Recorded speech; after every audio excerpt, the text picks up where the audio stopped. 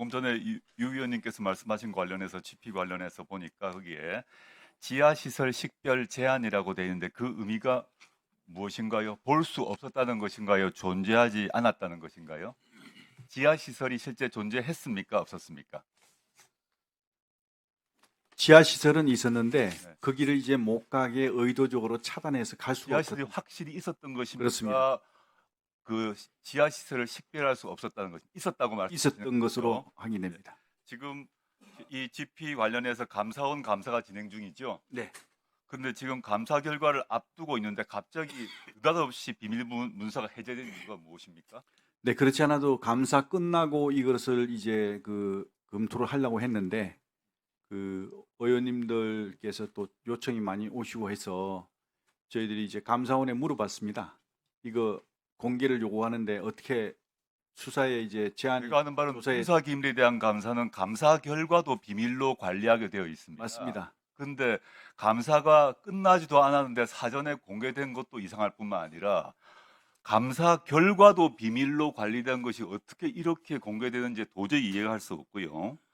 그 점 먼저 지적을 하고 싶고, 그 다음에 북한군의 러시아 파병 얘기 좀 여쭤보겠습니다. 네.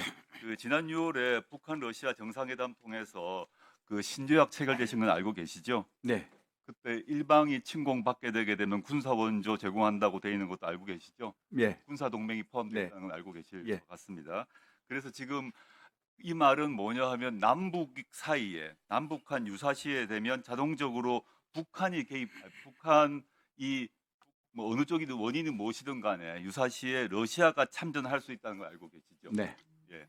그런데 지금 오늘이 10월 24일인데 제가 아는 바는 러시아 하원 의장이 오늘 러시아에서 이 조약을 비준한다고 들었습니다. 네.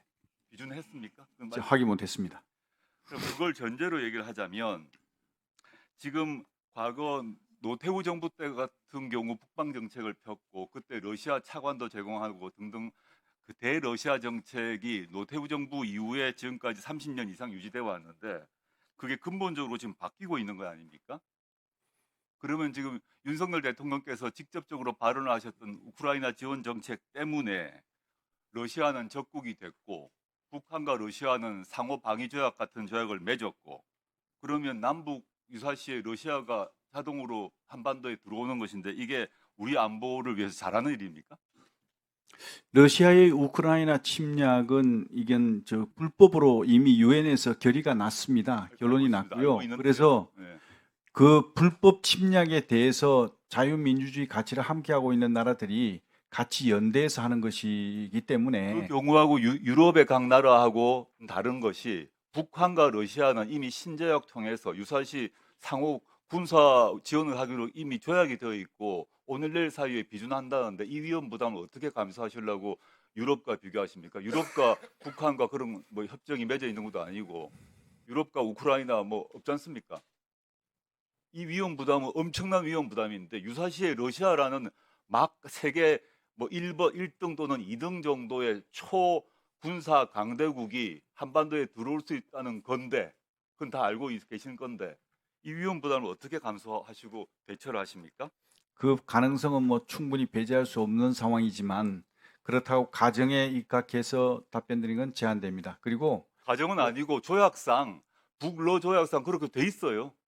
돼 네, 있고 지금 국방부 차원에서도 남북 사이에 군사적 긴장이 점점 높아지고 있다는 걸 인정하셨지 않습니까? 네, 그러면 러시아가 들어온다는 거 아닙니까? 네. 우리 존경하는 조국 의원님 말씀 존중하지만 러시아가 그렇게 한다고 해서 북한을 지원하고 개입한다고 해서 그게 과연 북한에게 좋은 일인가, 덕이 되는 일인가? 북한에 좋다 나쁘다가 아니라 우리 국방부 차원에서 우리나라 차원에서 어떻게 관리를 하시려고 지금 우크라이나에 대해서 이런 식으로 지원을 하시냐는 거죠. 그다음 드론 체계 여쭙겠습니다. 시간이 네, 지난 7월에 중국인 유학생들이 부산에 입항해 있는 미국 항공모함 드론으로 촬영했죠. 예. 그때 어떻게 누가 그걸 발견한지 아십니까? 민간 신고를 받고 저희가 한 걸로 알고 있습니다. 이게 우리나라 그 국방부가 가지고 있는 대드론 체계에 의해서 적발됐습니까? 아닙니다. 그건 아닙니다. 아닙니다. 네, 그냥 순찰 중이었던 육군 대위가 네, 우연히 적발했습니다. 네. 이 말이 지금 현재 우리 군이 가지고 있는 대드론 체계의 허술함을 보여주는데 현행 국방부 훈령 2575호 국가 중요 시설 지정 및 방어 훈령 아시죠? 네. 그 내용은 상세히 설명하지 않겠습니다만 이에 따르게 되면 국가 중요 시설에 안티 드론 체계 의무적으로 설치하게 돼 있죠. 네. 설치되어 있습니까? 예. 되어 지금 있습니까? 제가 이제 말씀 주시면 제가 답변 다 종합적으로 드리겠습니다. 지금 설치 안 돼 있죠. 예, 맞습니다. 설치 안 돼 있죠. 게다가 이 설치를 안 된 경우에 있어서도 이 미이행 시에 벌칙이나 제재 규정이 없죠. 예.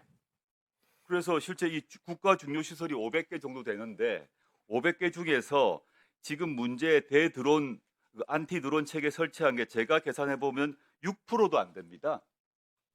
94%만 설치를 했어요. 지금까지 드론 얘기를 엄청나게 하셨는데 우리나라 국가 중요 시설에 6%만 설치를 해놓은 상태에서 어떻게 이거를 드론 대비를 하시나요? 두 번째 다시 묻겠습니다. 네. 지난 10년간 이 작전사 지역 내에서 국가 중요 시설 또 군 주요 시설에 민간 드론 탐지한 사례가 몇 건 있었습니까? 민간 드론입니다. 많은 걸로 알고 있습니다. 1000건이 네. 넘습니다. 네. 1000건이 넘는데 이 경우 대부분 개인이 이렇게 한 건데 드론을 날린 건데 이에 대해서 무력화한 사례가 있었습니까? 민간 무력한 개인이 상황은 없었습니다. 한 번도 없었습니다. 네. 즉 1000건 총 제가 1024건으로 알고 있는데 단 한 번도 무력화를 못 하셨어요. 왜 무력화를 못 하셨어요? 네. 답변 드리겠습니다. 예. 사실 이게 드론과 관련된 소형 드론과 관련된 부분은 사실 지금 뭐 잘 아시다시피 전 세계적으로 완벽한 나라는 없습니다. 자유로운 나라가 없습니다. 미국도 그렇고 영국도 그렇고 일본도 마찬가지입니다. 왜 그러냐면 이 소형 드론에 대한 탐지부터가 굉장히 어려운 문제입니다. 그럼에도 불구하고 지금 우리나라는 탐지, 추적, 타격 요 세 개의 이 시스템이 통합되어 이루어져 있거든요. 탐지, 추적할 수 있는 능력은 지금 굉장히 많이 올라가 있습니다. 근데 이게 타격까지 할 수 있는 능력을 갖추려면 예산이 너무 많이 듭니다. 그래서 지금 여러 가지 지금 이제 저렴한 예산으로 할 수 있는 것을 연구 개발도 하고 있고 준비도 하고 있습니다. 그래서 최단 시간 내에 저희들이 하려고 노력하고 있는 과정에 있고 우리 존경하는 조 의원님 말씀 존중하고 맞는 말씀이십니다. 그리고 유념하겠습니다. 이 부분에 대해서는 앞으로 더 발전시키고 빠른 시간 내에 체계를 잡아나가도록 그 과제로서 해나가겠습니다.